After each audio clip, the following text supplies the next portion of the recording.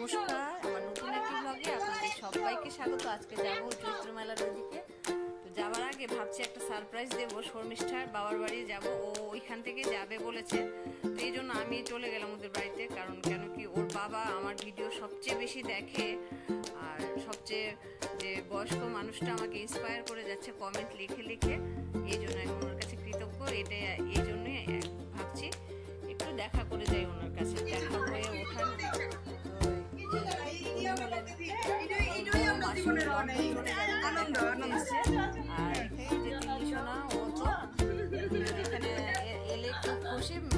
বাবার বাড়ি দাদুর বাড়িতে থাকতে পেলে খুব খুশি। আর ওর মা ছবিটা তুলতে বেশি চান না, পছন্দ করে।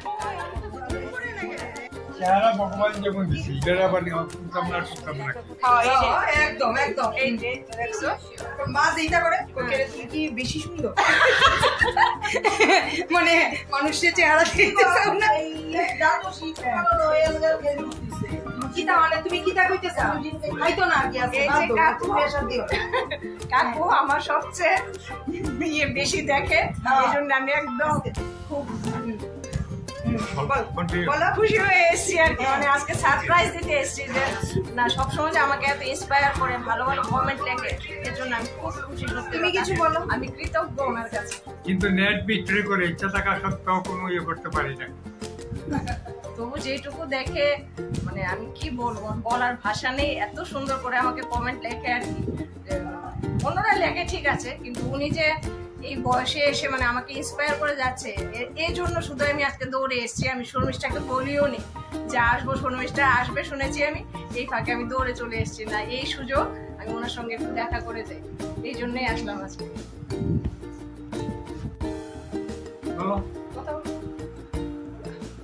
কি বলবো, আমরা দুইজনের দুই মেয়ের মাঝখানে বাবা।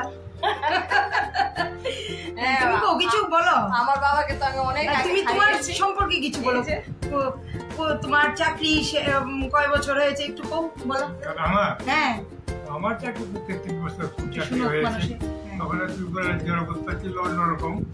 উদয়পুরে যেতে যে বাসে যেতাম, বাগরতলা আসতে মুদিপুর থেকে, এটাকে বলে টিনের চাপ্পা। ওই দিকে দক্ষিণ দিকে যে গাড়ি যায়, আমাদের উত্তর দিকে মুখ করে বসতে পারে। আগে জীবনটা কি ভালো লাগতো না? এখন জীবনটা ভালো লাগে না। তখন তো কর্মজীবনটা আসলে যৌবন ছিল, ছিল নিঃসন্দেহে বার্ধক্য হচ্ছে। তো প্রথম জীবনটা ভালোই, তবে অনেক জোরযাত্রার ভিতরে গেছে। তবু আনন্দ ছিল। কোন ডিপার্টমেন্টে কাজ করতে বলো? বড় দপ্তরে কাজ করছিলাম, দীর্ঘদিন ছিলাম। আমার ত্রিপুরাতে 1 বছর ট্রেনিং, তারপরে দেহরাদুনের ট্রেনিং। আমাদের এমনিতে আছে, ভালোই ছিলাম। শেষমেশ তখন প্রমোশনের স্কোপটা ছিল নাকি। আজকাল আমরা যতদিন চাকরি করেছি, এই সময় আরো 2টা পোস্ট করা হয়তো থাকতাম। একটা আক্ষেপ তো আছে মনে আছে।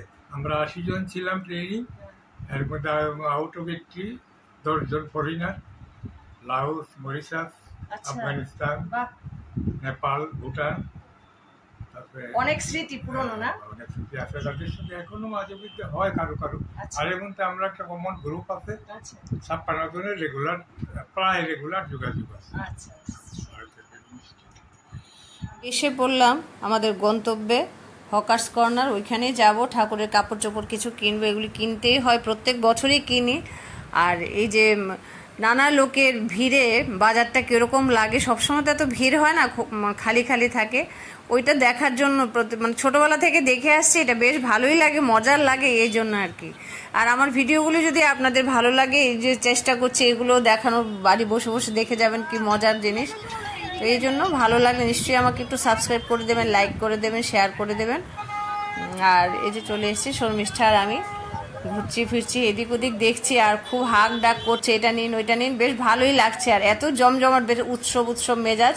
সবাই নববর্ষের জন্য যার যেরকম সাধ্য, সবাইকে ছোট বড় কিছু, সবাইকে একটু গিফট দিতে চায় সবাই, বা নিজের জন্য ঘরের কিছু সামগ্রী কিনতে চায়। সব একসঙ্গে পাওয়া যায় বছরে। সবাই তো আর সেরকম সচ্ছল হয় না, আর সচ্ছল অসচ্ছল সবাই আসে মোটামুটি কিনতে। আমার তো দেখতে বেশ মজা লাগে, নানান জাতির নানান লোক সবাই এখানে একদম মিলেমিশে একাকার হয়ে গেছে উৎসব মেজাজে। সবাই কেনাকাটা করছে, ভাবছি এই জন্যে একটু ঘুরে যাই। আর ঠাকুরের জিনিস তো কিনতেই হবে, না কিনে উপায় নেই।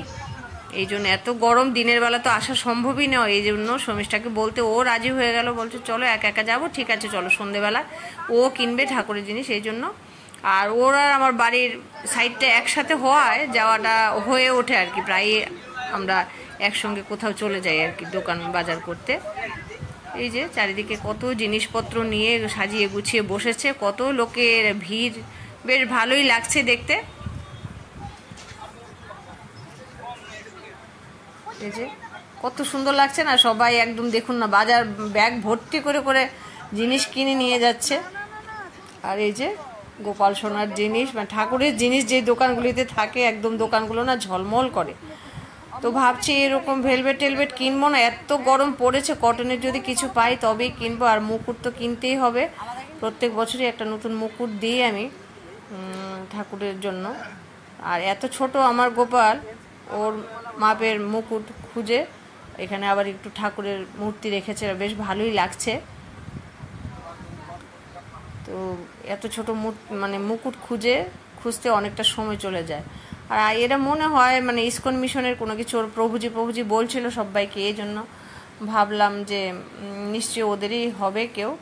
আর এখানে অনেক জিনিস আছে, মানে ময়ূরের পাখা বলুন, চামর বলুন, মালা টালা, চারিদিকে মানে খড়িমাটি, তারপর ওগুরু, মানে পুজোর যা সামগ্রী আছে মোটামুটি সব জিনিসই এখানে আছে। এই যে এই মুকুটগুলি পছন্দ হয়েছে, আমি একটা কিনবো আর শর্মিষ্ঠাও একটা কিনবে ওর ঠাকুরের জন্য। প্রত্যেক বছরই শর্মিষ্ঠার আমি ঠাকুরের মানে ইয়েরগুলো একদিন গিয়ে কিনে আনি আর কি, পরিচিত হয়ে গেছে ওরাও আমাদের এখানে। আর ভাবছি এটা কটনের আছে, এটা কিনবো, একটু আরাম পাবে। আর এই জায়গাটার মধ্যে বেশ ঠান্ডা বাতাস দিচ্ছিল, এই জন্য একটু দাঁড়িয়ে বলো একটু ঠান্ডা খেয়ে নি, কি বলো। আর এমনি তো এখন এসি তো হকার্স কর্নারের ভিতরটা এসি থাকে, তো এই জন্য এতটা গরমও লাগে না, বেশ ভালোই লাগে ঘুরতে এখানে। আর এই দোকানটার মধ্যে, এটা গোপালের দোকান আর কি, আমি তো মানে